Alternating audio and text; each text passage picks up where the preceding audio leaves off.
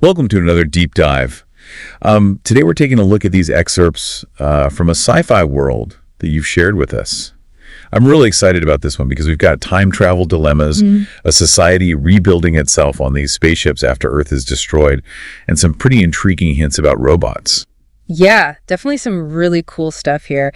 And one of the things that jumped out at me right away was the setting. I mean, we're thrown right into the year 2220. Earth is uninhabitable after this event called the Cloud Wave back in 2099. Right, and so humanity is scattered across these giant spaceships called dragons. But from what I'm reading, these dragons are more like mobile cities. It really shows you how focused on survival humans have become after this near-extinction event. I know, it's crazy to think about. I can't even imagine living my whole life on a spaceship, generations removed from Earth. It makes you wonder, like, what would you miss the most? It really does, and the excerpts touch on that, you know? Yeah. The psychological impact of that kind of existence. It's fascinating. But anyway, let's talk about one particular ship that caught my eye. The Farstarrocinante.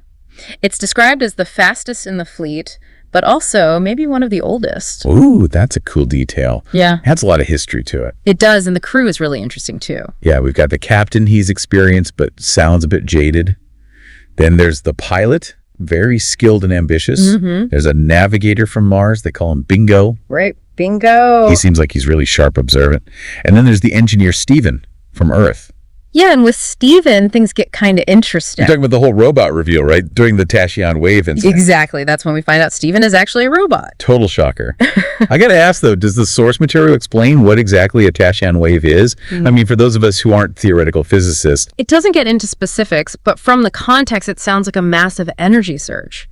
It messes with the ship's systems, even injures Steven, which is how his true nature is revealed. That makes sense. So that begs the question, how common are robots in this society? Are they all disguised as humans? Right. And what's their purpose? It's really intriguing. I know. It makes you think, how would you react if you found out someone you thought was human was actually a robot? Would you be freaked out? Would you still trust them? I don't know. It's a tough one. But there's also this whole bigger plot happening in the background. I mean, at first, the Farstarrocinante is just supposed to transport a time traveler. Right. But as you read on, you start to realize there might be a hidden agenda. Yeah, there are all these hints about a plan to change Earth's past, which raises so many ethical questions. I mean, could they even do that? And if they did, what would the consequences be? Exactly. And then there's the mention of this temporal field manipulation device. Sounds like some serious sci-fi tech. I'm picturing like a giant glowing orb or something. Haha, who knows? But based on the name, it seems safe to say it can manipulate time. Right, like time travel. Exactly. Which is another classic sci-fi trope, but it always comes with those big questions. What are the risks? Can you really change the past without messing up the present? It's a mind-boggling concept. It is. Then we have the trash burners that keep getting mentioned. Yeah, what are those exactly? It seems like that's what they call the people who lived on Earth before the Cloud Wave. Oh, wow. So like the ancient Earthlings. Basically. It's kind of sad in a way, like they're seen as almost forgotten relics. Yeah, like ghosts of the past haunting the survivors while they're trying to build a future. It definitely adds another layer to their struggle. For sure. So we've got time travel mysteries, a society trying to rebuild itself, a possible conspiracy, and these trash burners from the past. It's a lot to take in. It is, but that's what makes it so compelling, right? Totally. Yeah. And we haven't even touched on those dead zones on the spaceships. Oh, yeah. Those sound creepy. They do. Areas that are off limits, potentially dangerous, but some of them supposedly have breathable air. Like hidden pockets of the old world. It's kind of terrifying, but also exciting. You know, like imagine exploring these uncharted areas in your own home. What might you find? What's interesting is that the excerpts suggest these dead zones are actually safeguards against AI going rogue. Whoa, really? Like a way to contain them if they turn against humans. That's the implication. And it makes you wonder, is that a real possibility in this world? Do they have reason to fear their own technology? It makes you think about the ethics of AI development and how far is too far. Definitely something to ponder. For sure. Okay, so we've got the Farstarrocinante and its crew trying to figure out their mission, all while dealing with the robot reveal and the mystery surrounding time travel. But then there's this other ship that pops up later, the box cutter. Yay, the box cutter. It seems to be following the Farstarrocinante's path in a way, and its story throws another curveball into this whole time travel thing. Yeah, because the box cutter runs into a colony of trash burners at Rigel Centaurus. It's another star system light years away. Wait, so there are survivors of the cloud wave on another planet? Yeah. But how did they get there? That's the big question. Did time travel play a role? It's got to be connected to something, right? It seems likely, and it really highlights how unpredictable time travel can be. Actions in the past can have totally unexpected consequences in the future. It's like a ripple effect. Exactly. And these trash burners, they're living proof of that. It's amazing how the author manages to weave all these threads together. Yeah. The mystery, the suspense, the ethical dilemmas. It's masterfully done. It really is. We've barely scratched the surface of these excerpts. There's just so much to unpack. I know, and I can't wait to dive deeper into it all. Me too. Yeah. But for now, we'll have to leave it there. Yeah, it really makes you think about those unintended consequences. Like when you're messing with something as complex as time travel, one change could ripple out and affect so much. Absolutely. And this whole thing with the trash burners at Regal Contoris, I mean, it throws everything we thought we knew about the timeline out the window. Totally. It's like the author is saying, hey, the past isn't set in stone. Even the smallest actions can have huge consequences. Right. It's a lot to wrap your head around. But beyond all the time travel stuff and the trash burners, there's another aspect of these excerpts that really stood out to me. It's not just about survival, Right. It's about finding meaning in this world that's been completely upended. Like, how do you hold on to your humanity when everything you knew is gone? It's a powerful theme, and the excerpts explore it really well. It's like these characters are trying to rebuild their culture, their identity from scratch, almost. Yes. Using these fragments of the past to create something new. It's fascinating. It is, and it's not just about physical survival either. Right. It's about preserving their hopes, their dreams, the things that make life worth living. Exactly. And that's where I think the character of Bingo really shines. He's a navigator from Mars, remember? Oh, yeah, Bingo. He's a great character. He seems to be the one who really understands how fragile this new world is. Like, he's seen things, experienced loss in a way that the others haven't. You know, it reminds me of that. That scene where he gets thrown out of the airlock. Oh, my gosh. Yeah. For telling a joke? It was just a harmless joke, too. But it shows you how high the stakes are. Even a small mistake can have deadly consequences. It's intense. And it says a lot about Bingo's character, too, don't you think? Definitely. He's not just along for the ride. He's trying to make sense of everything. Understand the forces at play. He's got this unique perspective because of what he's been through. I agree. It makes you think about how our experiences shape how we see the world, For sure. So we've got these characters grappling with their own pasts, trying to navigate this uncertain future. And then there's this question looming over everything.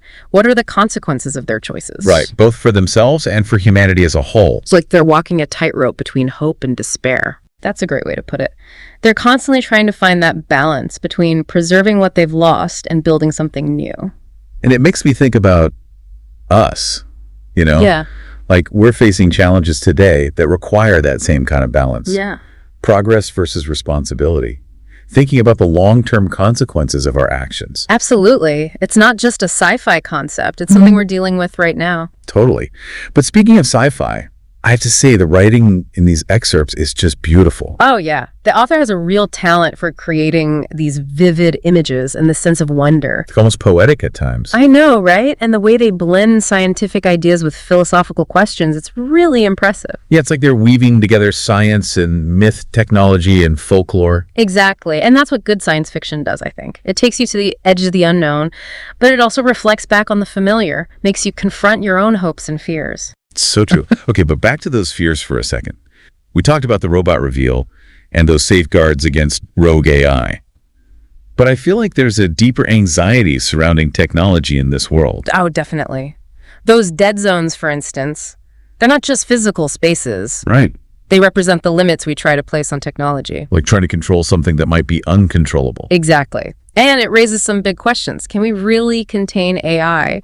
What happens when it becomes more intelligent than us? It's kind of scary to think about. It is, but it's a question that's becoming more and more relevant in our own world, too. Right. Like, are we prepared for the rise of artificial intelligence? Yeah. And how do we ensure it doesn't turn against us? It's something we need to be thinking about, for sure. Absolutely. Yeah.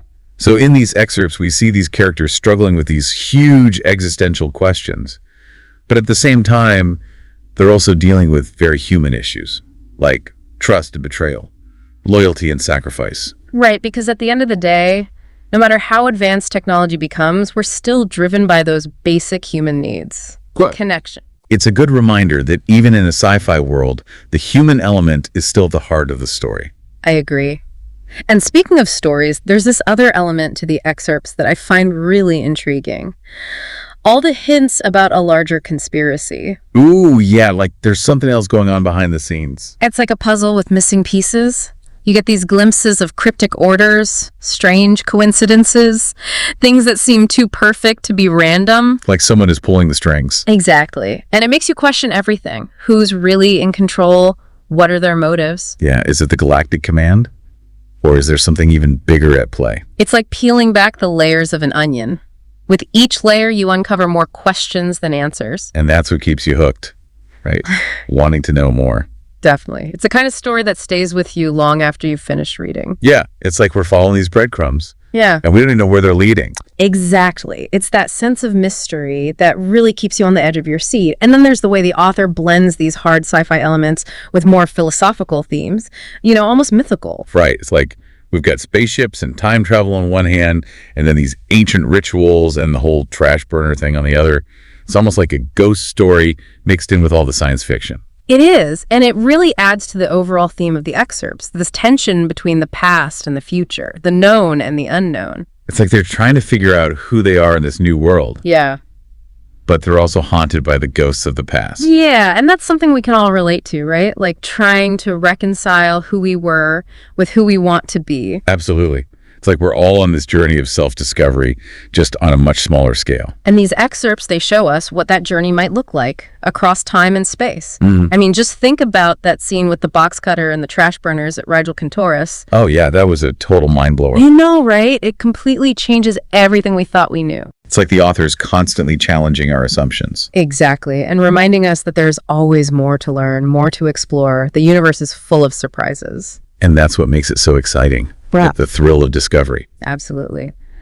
So as we wrap up our deep dive here, what would you say are the biggest takeaways? What can we learn from these excerpts? Well, for me, it's about the resilience of humanity, our ability to overcome even the most incredible challenges. But it's also about responsibility, making choices that will protect our future. That's a good point. And I think it also highlights the power of storytelling, how it can transport us to other worlds, make us think about the big questions. Yeah, and ultimately connect us to something bigger than ourselves. I like that. These excerpts, they're not just a form of entertainment. They're a reflection of who we are as humans, our hopes and fears. Well said. So before we go, let's leave our listeners with something to think about, a final thought to ponder. Okay, how about this? If you could travel back in time, knowing the risks, would you try to change the past to save the future? Ooh, that's a tough one. It is. Right. Or would you accept the present, even if it meant losing everything you knew? It really makes you examine your own values and priorities. It does. And there's no easy answer. But it's the kind of question that can spark some really interesting conversations. For sure. Well, that's all the time we have for today's deep dive. Thanks for joining us. It was a pleasure. And remember, keep exploring, keep questioning, and keep your mind open to the wonders of the universe.